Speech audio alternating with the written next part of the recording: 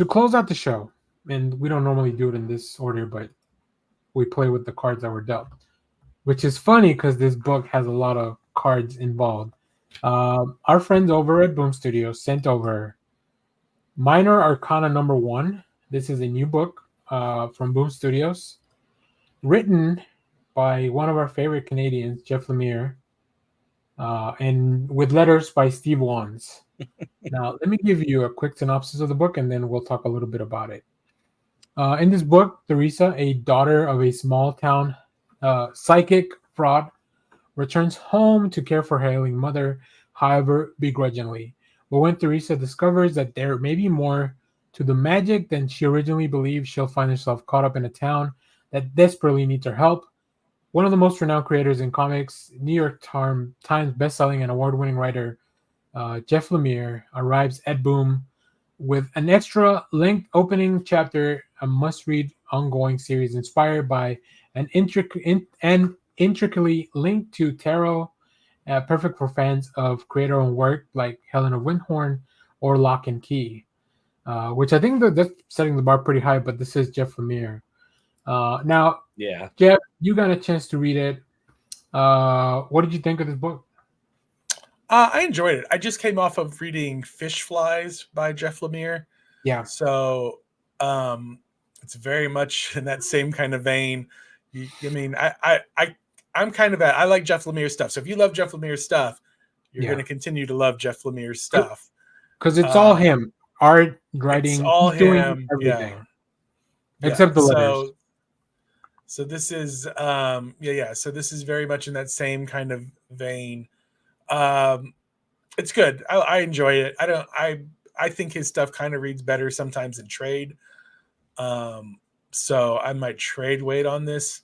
I might go some creators. I'm like series on, series off, series on, series off, just so I don't get burned out with them and I don't spend too much money. But this is just a good,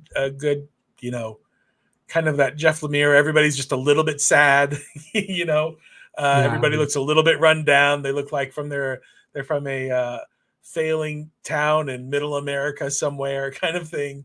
It's just that kind of blending of everyday life sorrows with just a little bit of horror and mysticism that you can kind of weave into. Just that's what Jeff Lemire does, It's just that it's interesting because, as I was reading it and I'm just dropping some of the art preview pages, I kept thinking like, what is scarier, right? Like the supernatural stuff that we're seeing, or the fact that Teresa has to come back home after her life is kind of, I don't know, like in disarray. Her mom is ill, like she has no prospect. Like what? Like I don't know where the horror or where the anxiety is coming from in this book. If it's more like her real life stuff, or then all the stuff that she kind of uncovers as she goes back home. I think Lemire's art is probably pretty divisive because he's got a very specific style. So I can see like Fish Flies.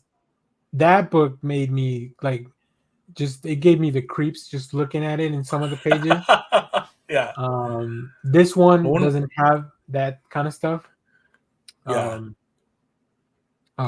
I really enjoyed it too, especially like towards the end. Like I said, the real life stuff is interesting, and it's like, oh shit, like it feels like it's a bad situation already, and then you throw on top like the more supernatural stuff or whatever's happening towards the end of the book. So I quite enjoyed it. This sort of reminded me of like, this is like the downer version of like Friday. Or Friday is already pretty messed up too. So but okay. Yeah, but I enjoyed it. I very much enjoyed it. Now, Clay, I know you didn't get a chance to read it, but did we pique your interest to be like, oh, I'm checking this out after? I am. I'm going to check it out. Jeff Lemire. Yeah, for sure.